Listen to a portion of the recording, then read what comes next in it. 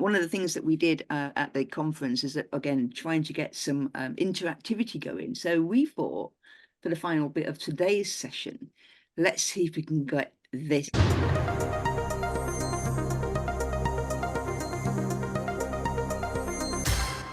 So this could fall flat on its face, but I've got hope. You know, hopefully we motivated you to be able to have the confidence to take part in this. We had something called Fourth Plinth. We put pictures out about it and told it. But if you're not aware, we thought we're at Trafalgar Square.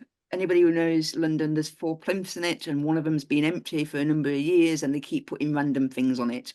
We thought we're in London. Let's do this kind of interactive session where we could potentially get an audience member to come up and answer a question alongside our 3 experts, who were John and Eileen, and also Hans. And then essentially we had polled people, what questions they got. We had these call in real time, these questions coming up, we were choosing them and then basically getting them on stage and saying, right, okay, this is the question, let's go.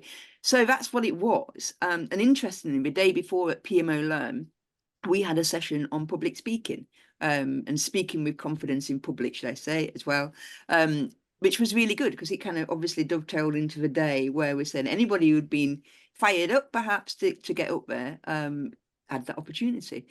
So we thought we'd have a go with some of the questions that we got on the day that we didn't use on the day, and just see what today our experts, but also you, feel about some of these. So I'm just going to take Anders' place. Not that I know much about anything. However, do we want to have a go?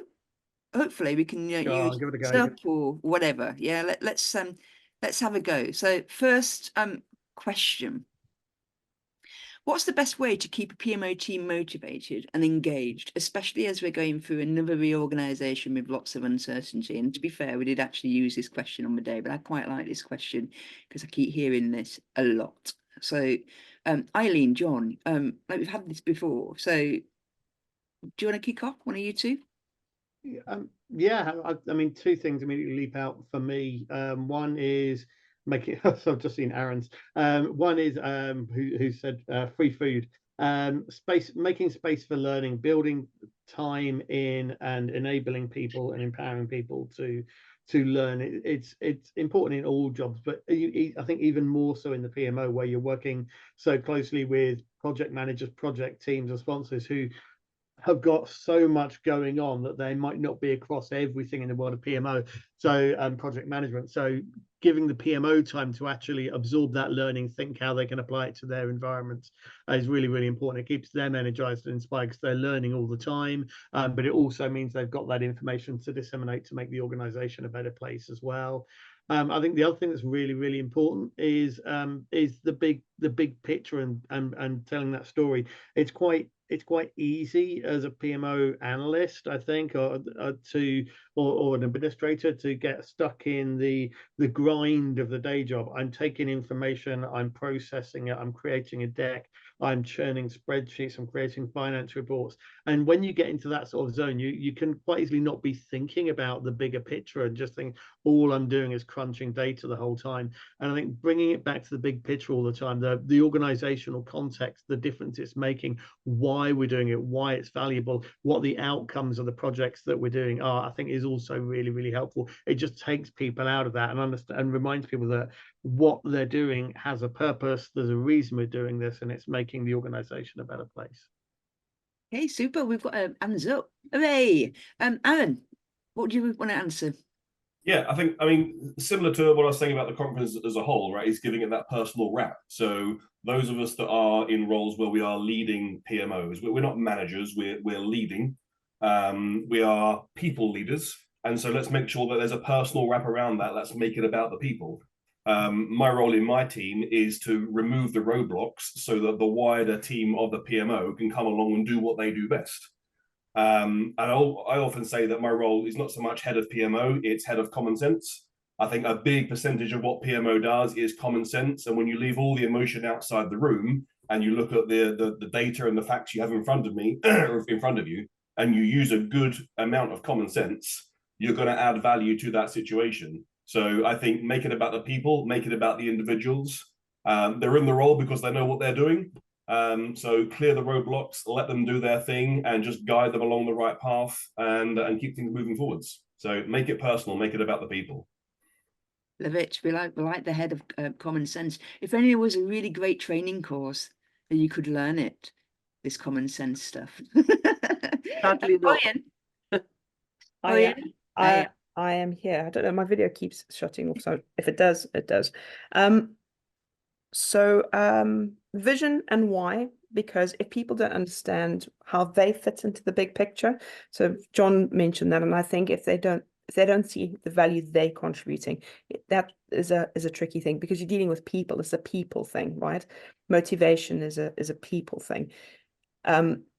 You had a session about experience, and I think, you know, how people are feeling and being tapped into that can tell you whether they are struggling with, is it overarching messaging, is it resources, is it the, you know, the part that they play other people don't get, you know, because sometimes you could be doing all the work and you're motivated, but you're pushing against a brick wall because the rest of the organization isn't ready for those changes. So I think that communication isn't just to the PMO, it's to the whole organization. The thing with the PMO is you can't fool them. They're clever people and they join the dots. So if you're going to not be transparent about what's going on as a leadership, they're going to get there anyways, and they're going to react as humans do to a situation. You know, you can't. They need to feel it. It needs to be an internal motivation, not coming from an external force. So there you go. Yeah, that's me. Thank you very much. Yeah, we are dot joiners and indeed boundary spanners. Hooray! It's almost like we can try and get that in on every episode. I think there's some iconography we need to work on with boundary spanners, I think.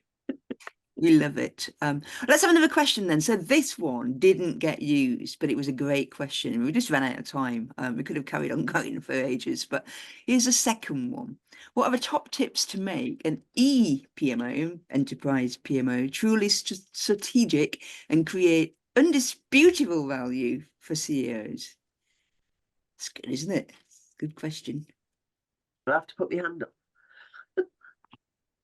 Hey, you're going to go first, Eileen? I think the interesting bit, and I've just been some of the conversations I've been having recently as well, is about not just focusing on project delivery, but focusing on benefits realization, and actually kind of recognizing where they help the organization deliver their strategy, which isn't just kind of seeing projects implement. It's actually kind of delivering benefits to the organization. Alexa, shut up. He was joining in. So yes, focus on benefits, not just project delivery, I would say. Yeah, very good. You can see nobody else has got their hand up. Is this because it's a hard question? This would have been good on the day. Annette, hooray! Go on, what's your top tips? I'm going to say it's also about the culture of the company as well, and the culture of the PMO. So it's making sure that you fully understand the culture, that you've got the right people in place, but you also empower the leadership. So that you're working with the leadership team to make sure that they feel empowered, that you give them the right answers to the right questions that they're asking, and that they can trust in you as well to help with that strategic leadership that you've got to give to help add value to your CEO. So I'm kind of looking at it from a slightly different angle, because I don't do it for a CEO, but with the size of our company, it is very similar. And you've got to know your strategy, your company's strategy, and make sure that you align to it. And that you add that value in there. You know what initiatives are key at the moment. You know what's going to change. So, you know, you might have a strategy that's going this way, but something comes along and blows it out the water. So like for us at the moment, the election came along, blew everything out the water. And we've had to kind of change our strategy and be looking at something very different. So it's making sure that you're always got your finger on the pulse. That's it. Okay, excellent. Thank you very much. Aaron, do you want to go again? Yeah, just to follow on something Annette was saying about, and this might be a little bit contentious or just a different opinion, about, you know, the CEO may ask a question and the EPMO providing an answer to that question. I might come at it from a slightly different angle and say that the CEO would come to the EPMO with a problem statement or a situation that is occurring, or a place that the business wants to be. And the PMO's role is to provide the right level of information and the right insights so that the CEO or the C-level board can make the decisions themselves on what to do and where to go and where to take the company. So perhaps not so much about giving a direct answer to a direct question, but about providing the insightful information without the emotion. I'm a big fan of this. I keep saying it again and again. Leave the emotion outside the room. Come into the room with data, with facts, with information that people can trust. And then the C-suite have the information available, and then they can make the right decisions, whatever they might be. So maybe perhaps a slightly indirect way of providing insightful information rather than direct answers to questions. Just a slightly different take on it. Yeah, brilliant. Okay, thank you very much. And Greg, Greg's a first-time visitor. Hi, Greg. Hi, everybody. How are you doing? Yeah, just to add to that, thanks, guys. Is I guess the PMO will need to make sure that there are the right processes and metrics in order to evaluate what the benefits are, because depending how I work in investment banking and on the IT side of trading systems and stuff, and sometimes the architecture can be overwhelming and complex. So it's about having, because there's always a huge list, a wish list of projects coming through, and so how do we properly evaluate what aligns to a wider company strategy and what doesn't? So it's about having those mechanisms and change control forums where you can have subject matter experts evaluating what the new projects are so they can prioritize them correctly, and then you can then make informed evaluation of whether these projects align to the strategy. Because I mean, I've been in places before where obviously everybody's screaming for a specific system or an upgrade to a specific system because it's causing all kinds of problems. And then due to sort of pressure, okay, let's go ahead with this project and upgrade it. But then the company strategy is to kind of decommission this avenue. So you're spending all this time to deliver a project that's going to give you 4 or 5 years worth of benefit that was always going to be decommissioned. So are we going to invest all that money for a short-term gain, or are we actually going to hold the fort for a couple of years and then replace the whole suite which is in line with the strategy? So it's about having those processes where you can properly measure those kinds of things. Yeah. Brilliant. Okay, excellent. And John, you get the final word as a final expert. So what's your advice? And there's loads of great stuff there. I'm just going to bring back to good stakeholder management, I think, really. Think about who the key people are the strategic thinkers. So is it a chief product officer? Is it a CFO? Is it a CIO? Whoever it is that you're actually working with at that strategic level. Think about what they really need from projects, what the big strategic items are that they're focused on, and think about the lens that they're therefore looking at the project's portfolio through. And then think about how you can help them understand it and how you can help communicate information in the way they want. Because you see a lot of talking different languages with project management, where the PMO and project managers are quite prone to talk about the language of projects versus the language of business, and being able to really understand where those people are coming from, be able to transcend those boundaries and put it into their context and ways they understand are the things that will, I think, really help get you on board with them and make them see you as a strategic partner, rather than somebody who is churning out reports and information that they have to then translate themselves, I think.